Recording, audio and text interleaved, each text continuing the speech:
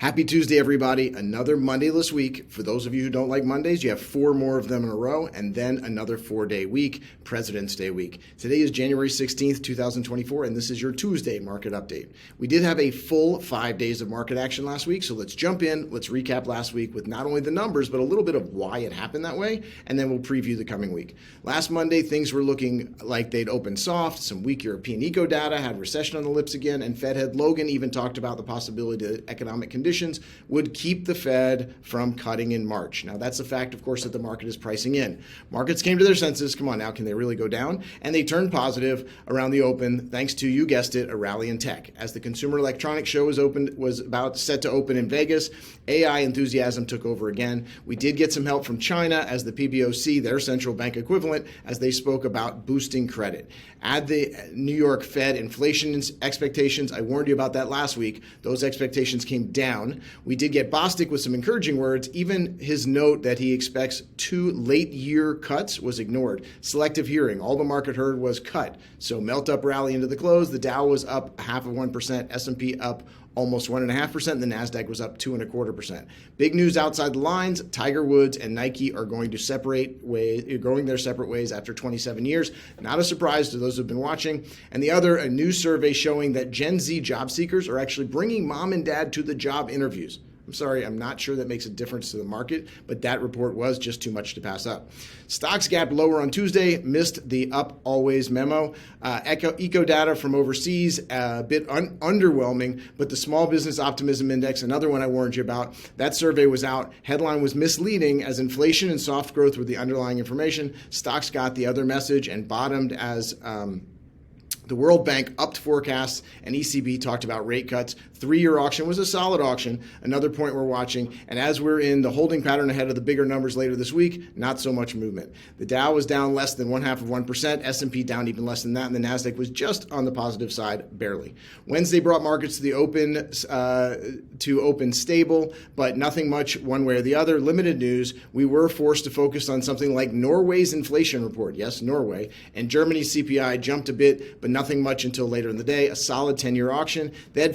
Then Fed heads Williams once again gave 2 directions and 1 answer. He believes that policies need to remain restrictive for longer, but labor is stronger and inflation situation has improved a bit. Quite a bit. Markets moved up until some profit taking at the end of the day. The Dow and the S&P were up about 0.5%. The NASDAQ up 0.75%. After the close, the SEC finally approved a Bitcoin spot ETF. 11 ETFs were about to take the oxygen out of the room. I have nothing to add about this at this time. Thursday was Eco Data Day, number 1. CPI was out and it was hotter than expected. After about 90 minutes of digestion, strange for the algos that work in nanoseconds, but stocks came for sale. Fed heads Mester spoke and pushed back on the idea of March rate cuts and alluded to labor markets being the place where she thinks they should focus. Barkin came out supporting cuts later in the year. Note, most people, market-wise, had the signal cut out at what I just said. They heard supporting cuts and ignored the later in the year. Selective hearing again. Markets drifted higher into the close, and all 3 indices were virtually unchanged for the day. Remember, all the oxygen was taken up from the 11 new ETFs. Eco Data Day 2, PPI Day, also known this week as Friday, welcomed PPI that fell. Signs of inflation may be easing. Expectations were for a slight increase still. That news had markets up at the open. Bank earnings galore. As I mentioned, earnings season is here. Overall, S&P earnings are supposed to grow at 1.3%. Now, that is down from an 8% estimate in September. They often take them down to lower the bar, but this is a big drop. Banks are the first. Bank of America, Wells, JP Morgan, Citi, and UBS, all on the tape, some up, some down. Airlines were down. FAA is going to audit some of the Boeing safety inspections. Don't you wish that had already happened? Well, we also got some things heating up in the Red Sea, and that means oil spiked. Well, it does not always mean that, since oil has been pretty close to ignoring this, but the U.S. and U.K. airstrikes got traders' attention. Recall that I've been mentioning wrenching supply chain to you again. All of this Red Sea traffic now headed the long way around, and the first big announcement of disruptions from none other than Elon Musk and Tesla, as they have halted production in the European plant due to parts not being there. More to come. That is the big question. By the end of the day on Friday, Dow was down 1/3%, S&P down just slightly, and the NASDAQ was just about flat on the day. For the week, all three made it back into the green column. Dow was up 1/3%, S&P up 1.75%, and the NASDAQ, with tech riding the CES news, up over 3%. S&P is the only one positive for the year, and just barely.